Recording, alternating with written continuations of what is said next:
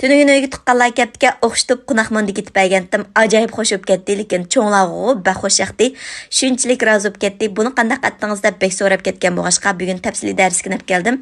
Cho'qim yulduz yurak belgilarini besib saqlab olishni tutqaman keyin izdegan topolmay qolsiz. Avval videoda ko'rsatilgandek bir chiniga qunaq uni, bir chiniga bug'doy un ilib, ikkisini o'xshash nisbatda tekshi ilashtirib olgandan keyin buning tuz, bir tal tuxum chiqib, qiziq qaynoq suv bilan, ya'ni 80 graduslik qaynoq suv bilan cho'ki bilan ilashtirib ximir qilib olamiz. Diqqat qildiganlar, ximir jug'irgan vaqtimizda qo'limiz bilan ilashtirmaymiz, bo'lmasa qo'linglar kuyib qoldi. Cho'ki bilan oz-ozdan suv quyib, videoda ko'rsatgan bo'yicha chingmamas, bo'shmamas qilib ximir qilib tayyorlab olamiz.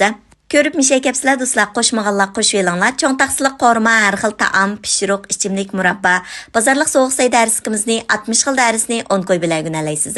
Dars tizimlatmoqchi bo'lsangiz, Undidar Nazi 7733 ekran ustidagi nomer shu. Qunaq mondagi qilgan vaqtimizda sho'rpining suyiga solsak ajoyib o'xshaydi. Shunga so'ngaklik go'shtni sovuq silib bir qaynagandan ko'pikchilarini pakis elib etib, sabzi bilan chamg'uni silib, suz o'tda 20 minut atrofida qaynatib pishiramiz. Bu jarayonda biz samsaq bilan pomidorni ushshaq chanib olamiz.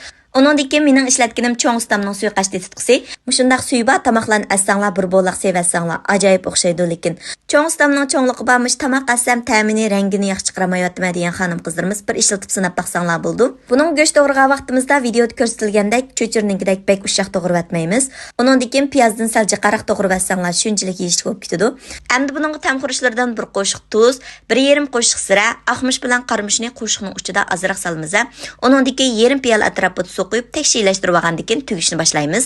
Tuggan vaqtimizda videoda ko'rsatilgandek o'lchimini o'zinglarning ehtiyojiga qarata muvofiq miqdorda yumaloqlab olgandan keyin ichiga qiymini elib, mushni mantib tuggandek yumaloq qilib tugib tayyorlab olsanglar bo'ldi. Bek osona, kichik bolalar tugallaydi. Undan keyin sho'rpiq solgan so'ngaklik go'shtlarni suzib elib etamiz. Mondaklarimizni qozonga silib 5-6 minut atrofida qaynatib pishirib olamiz. Pishgan vaqtida mondaklar o'zligidan ustiga chiqib laylab qoldi. Mushalatda pishgan bo'ldi.